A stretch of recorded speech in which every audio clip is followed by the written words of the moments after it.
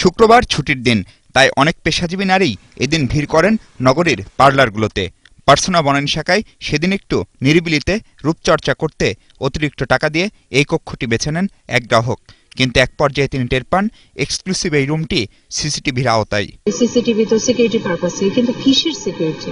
তারপরেই ঘটনার শুরু।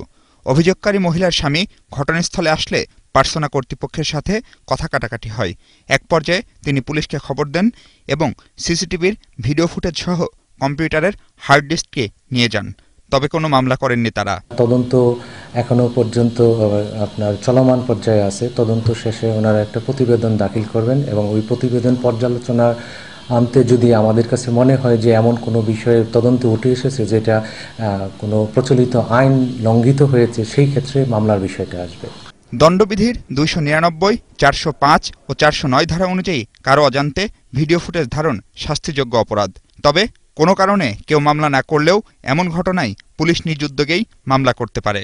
3 বছর শাস্তি আছে যদি অ্যাপ্রোপ্রিয়েট যে সেকশনগুলো আছে সেখানে, এমনকি ক্রিমিনাল ব্রিচ অফ ট্রাস্ট যদি একটা স্পেশাল রিলেশনশিপের ক্ষেত্রে হয়, আস্থার সম্পর্কের ক্ষেত্রে, সেখানে শাস্তি ইভেন যাবজ্জীবন কারাদণ্ডেরও কিন্তু বিধান রয়েছে।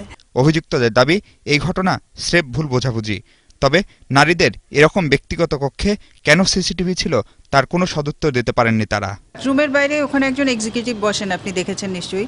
ওই শুধু এক্সিকিউটিভকে মনিটর করার জন্য। আমাদের ক্যামেরাগুলো কিন্তু ক্লায়েন্টকে মনিটর করি, প্লাস আমাদের যারা কাজ করছেন তারা ঠিকমতো কাজ করছেন কিনা সেগুলো আমরা মনিটর করি, যে আমাদের মেয়েরা সার্ভিসটা ঠিকমতো দিল কিনা। তবে এ ধরনের পার্লার বা শপিং মলগুলোতে সিসিটিভি সংযোজনের ক্ষেত্রে সুস্পষ্ট নীতিমালা থাকা উচিত বলেও মনে করেন অনেকেই। সাম্প্রতিক সময়ের অনেক গোপন ভিডিওর পরে এরকম একটি স্বনামধন্য বিউটি পার্লারে এক্সক্লুসিভ রুমে যে অভিযোগ উঠেছে তা নিয়ে শঙ্কিত অনেকেই।